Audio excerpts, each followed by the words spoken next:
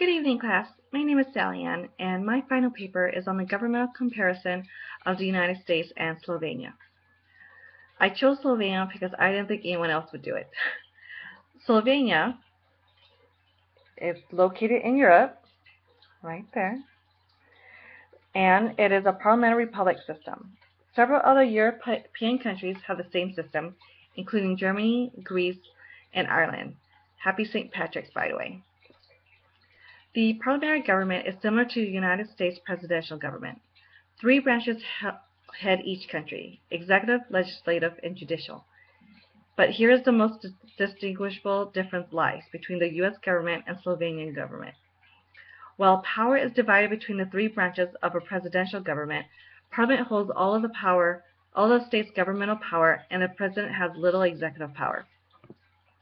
Now, many of you readers are likely only familiar with post-Yugoslavia Slovenia. Therefore, to understand the government and why the same system may work differently in the United States, we must understand Slovenia's history and culture. The current state of Slovenia is the result of the world wars, several rebellions by Slovenian farmers and serfs, invasions by the Huns and Germanic tribes, and the domination of the Romans, Franks, Habsburgs, and the communist rule of Yugoslavia.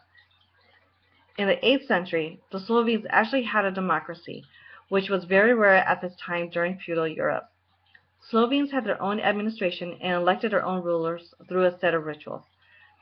This showed strong elements of democracy, as the new duke took the oath to be a righteous judge before the Slovenes and swore allegiance. And it showed that they shared the same principles as current Americans, that the power to govern rested with the power who were to be governed. The United States federal presidential government has had over 230 years to be tested and to make improvements. Slovenia, on the other hand, has gone through several state formations. It was part of a constitutional monarchy. It has also been a socialist republic, a Christian democracy, and an absolute monarchy. Slovenia has been a parliamentary republic since breaking away from communist Yugoslavia in June of 1991. For only being a tenth as old as the U.S., the Slovenian government has made huge strides in its political structure and its place in the world. Earlier, I briefly touched on the division of power between the two countries' governments. As you know, there are two groups under a presidential government: President and the Congress. Under Parliament government, the executive and legislative functions are joined in one body: the Cabinet and the Parliament, which consists of the National Assembly and the National Council. The Parliament elects and supervises the executive branch and its work, and is separately related to the rule of the law, and all of the power in the country is derived from the people. The National Assembly is the highest legislative and representative power in Slovenia. Its main functions include legislative functions such as adopting amendments to the Constitution and laws, ratifying treaties, electing, appointing, and dismissing important officers, including the President, and it holds supervisory functions such as deciding on the vote of confidence or no confidence on the government. The National Council is primarily an advisory body with limited legislative powers. Its duties include proposing laws, reviewing any National Assembly decisions, and calling a national referenda. Additionally, it's the representative body for social, economic, professional, and local interests. One feature of Slovenia's parliament that the U.S. does not have is the statutory minimum of having one female candidate for every two male candidates for political parties. Although there was a positive intent for this gender quota did not improve the gender balance in the government because only a few parties gained 3 or more seats in municipal councils. Slovenia's merit-based selection of its cabinet members is another advantage to the parliamentary system. Each member likely had a long period of exposure to their specific ministry, and therefore was chosen by those who know them and their work during their respective careers, that has made them experts in their fields. Prime Minister Sarar, for example, that's him right there. He is also a full-time professor at the Capital's University and has a reputation as a leading expert in law. But without a history working in politics, The members have little experience in management and public administration. The presidential system shares this same disadvantage.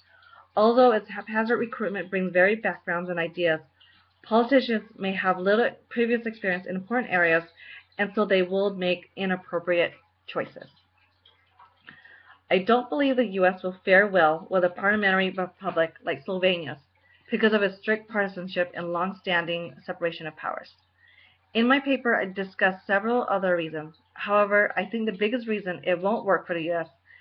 is that the parliamentary republic will put all parties, all majorities and minorities, on almost equal level playing field. Party groups will not be able to pit their leader against another because of the diverse makeup in cabinet. Slovenia's cabinet leaders represent several different party groups. It will be difficult, if not impossible, to have a Democratic president, a Republican vice president, and a conservative Secretary of Defense to cooperate and make decisions together, even if there is a parliament to debate issues and legislation for them. Lastly, the U.S. is not prepared to have a communist or a socialist hold a seat in the Senate, though it is acceptable in Slovenia. This country has experienced the negative effects of communism, and yet the Slovenian government does not prevent communist members from participating in politics. I don't think the United States is that accepting. No government is free from issues, and the United States is no exception. As beautiful the culture is in Slovenia and how steady its growth is, the U.S. is more effective in government at servicing its citizens. The U.S.'s advantage over Slovenia is its long history. Over time, the government has implemented laws and processes to face challenges and mediate the consequences. The U.S. has had the chance to evolve repeatedly, while Slovenia is still in its infancy, battling through its kinks.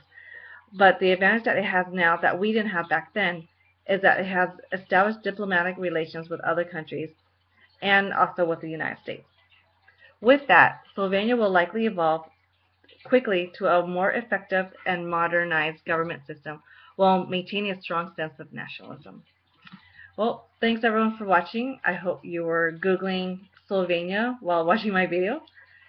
And everyone, have a great night. Good luck on your final.